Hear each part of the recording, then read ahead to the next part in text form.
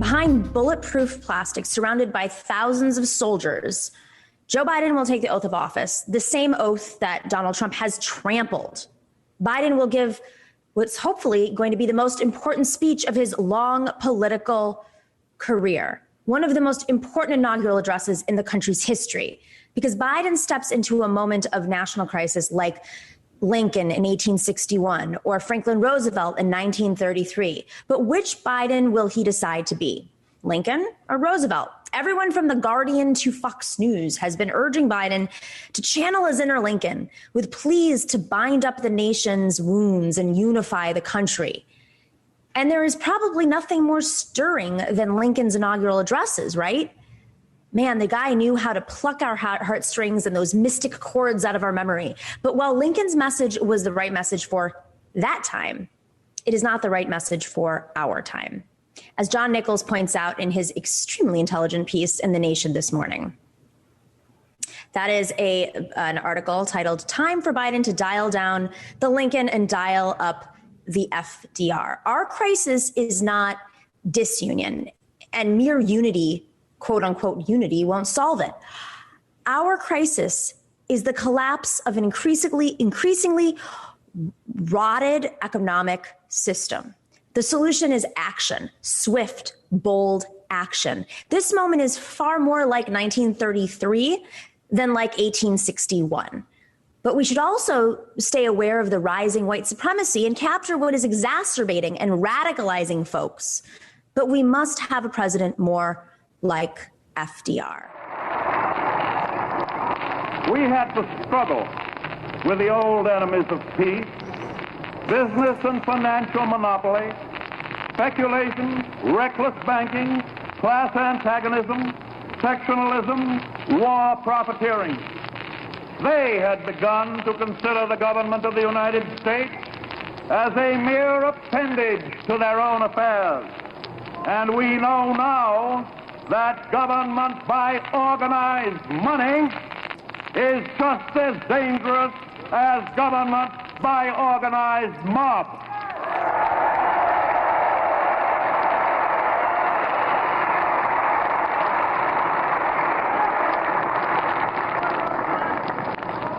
Never before in all our history have these forces been so united against one candidate as they stand today.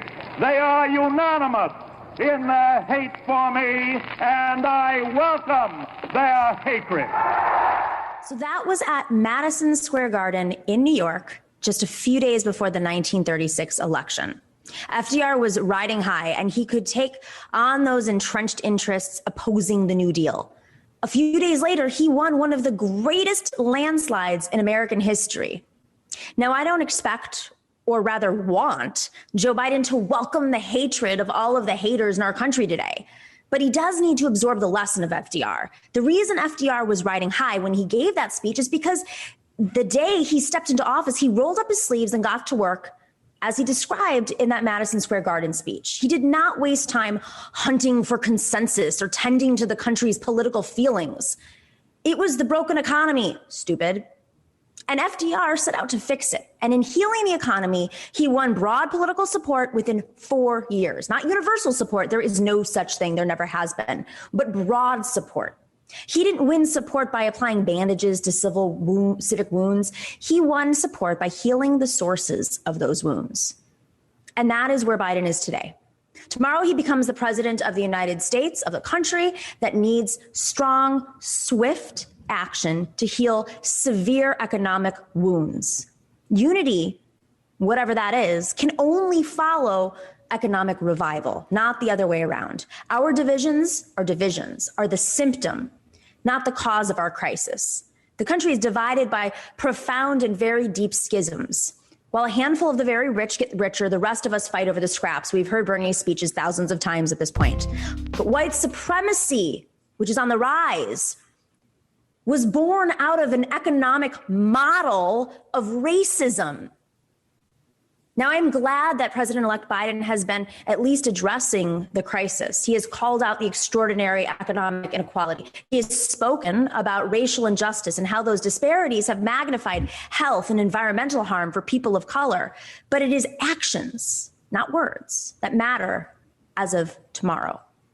In a way, Biden is at the other end of the moral arc of the New Deal. He has to prove all over again that government can work, that it is not just a force for good, but the only force that can democratically share the bounty of this country and take on the tasks that are too big even for Starbucks and Google and philanthropists. Biden has to tell us he will do that tomorrow, and then he actually has to get it done. 100 million doses of vaccine in 100 days has a beautiful ring to it, but that's just a start. How about $2,000 a month every month for the rest of this year, at least, as I urged last week, and as showed up on the Nation as well this week? And by the way, adding $600 from December to $1,400 in the next stimulus package, whenever it passes, to get the $2,000 Biden promised in the campaign is exactly the kind of nickel and diming that undercuts faith that this new administration will act boldly. This is his starting point. This is no time for getting by with what you can get. And this isn't about spending money or pocket change for folks that will boost the economy. This is the time to recognize that people are going ill-fed and ill or unhoused as they were in 1933 when FDR took office. Biden says he sees that. Well, tomorrow he needs to say it and immediately act. We have a great show today. Napoleon to Legend will be here with Joshua Kahn Russell. And right after the break, Chris Lombardi will talk about her new book, I Ain't a Marchin' Anymore. I got to say that properly. It is all about the history of dissent in the American military. And I assume the title comes from that great Phil Oakes song, if you might remember it. Probably not. You're too young. The young men started throwing and the young blood started flowing, but I ain't a marching anymore. And speaking of Phil Oakes, did you see who Donald Trump included in his garden of statues to American heroes? You know, that garden of statues he has to build because he stole all the statues that were in the White House. So it was probably the greatest left-wing ballader of all time. Of course, that's Woody Guthrie. This land is our land. Yeah. Okay. So it is certainly interesting that Trump's people included him. But more than that, did you know that Woody Guthrie once wrote a song trashing Trump's father, Fred? Seriously, this is a real story here. So somehow this snuck in, not really sure how it happened, but it snuck through. And you can look it up. It's called Old Man Trump. Guthrie was living in an apartment complex run by Fred Trump in 1950. And he trashes Trump in the opening line of his song for stirring racial hate by drawing a, quote, color line at the Beach Haven apartments. This line from the song will amaze you. Quote, Beach Haven is Trump's tower where no black folks come to roam, end quote. Maybe now that Trump has his own Trump tower, he can get even with his dad. We will be unpacking this guy's brain for a long time to come. Thanks for watching and listening to The Nomiki Show. But remember to click like and subscribe on YouTube and please share on social media. If you're not already a patron, please join us for as low as $5 a month on patreon.com/The Nomiki Show for early and special content. That investment makes a huge difference. We are not corporate media raking in the dough. It's really you guys that are keeping us going. So please consider being a patron. And to our current patrons, thank you so much. We are incredibly grateful to you. We also now have swag. So check us out on thenomikishow.com to get your mugs, your totes, and your stickers.